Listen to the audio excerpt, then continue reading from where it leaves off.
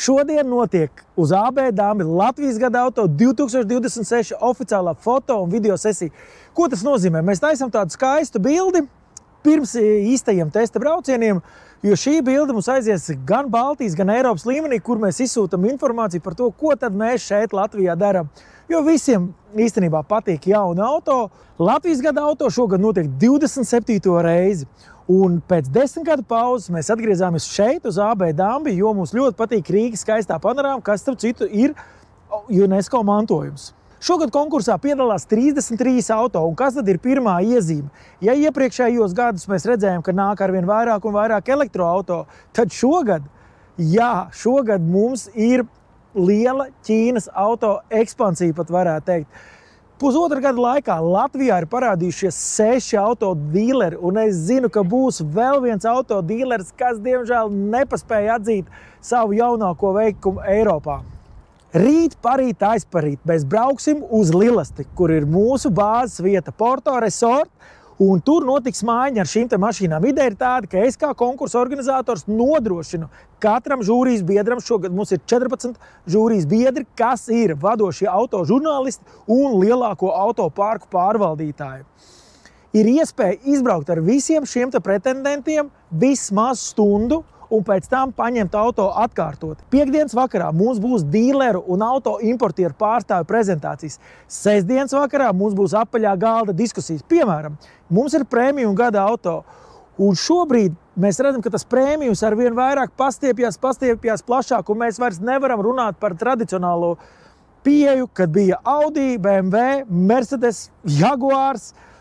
Ir tādi zīmoli, kas īstenībā jau šobrīd ir gandrīz pazuduši no mūsu aprisēm, vai taisa kaut kāds mārketinga rozā jokus. Šeit ir reāli auto, jā, piemēram, lielākais jaunums Hyundai Ioniq 9.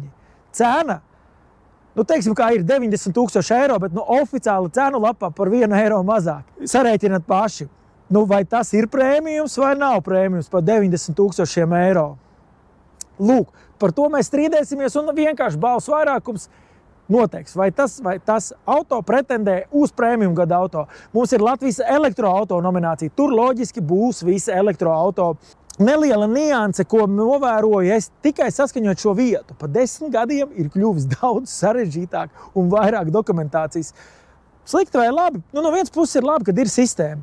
Pacentāmies, sarunājam ar kapteini, ka nevelk ārā vēl kuterīti, lai varētu izbraukt riņķīt, un tāpēc jums ir arī šeit redzami šie skaistie plūdenie kadri, kas ir filmēti no jahtas. Latvijas gada auto ir ne tikai prieks, bet tas ir arī iespēja jums, kas meklē tieši šo te jauno auto, bet nav par viņu vēl šīs te atsauksmes. Ir kaut kādi minējumi, motors labāks vai sliktāks, izlasīt šīs te atsauksmes.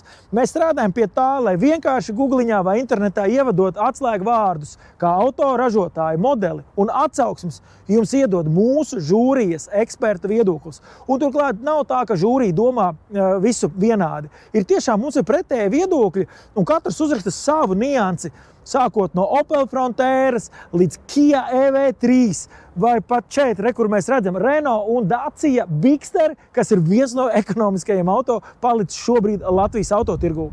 Jūs varat piekrist vai nepiekrist ekspertu viedoklim, taču jums ir iespēja balsot tautas simpātijas balsojumā no 10. novembra internetā. Nāc uz gadaauto.lv, atrod saiti uz aplikāciju un nobalso. Turklāt var laimēt jaunu auto uz nedēļas nogalu.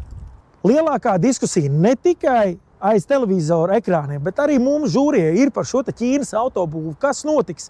Kādas ir rezerves daļas pieejamības, kad kas notiks. Mēs to tiešām vēl šobrīd nevaram prognozēt, bet pēc sarunām un pēc šī izvērtējuma to jūs varēsiet lasīt internetā. Apbalvošanas ceremonija mums notiks 18. decembrī Ulbrokas Pērlē, kur uzzināsim TV un Facebook tiešraidē, kurš tad ir uzvarējis papildu nominācijās un kurš ir uzvarējis Latvijas gada auto 2026. 27. reize Latvijā.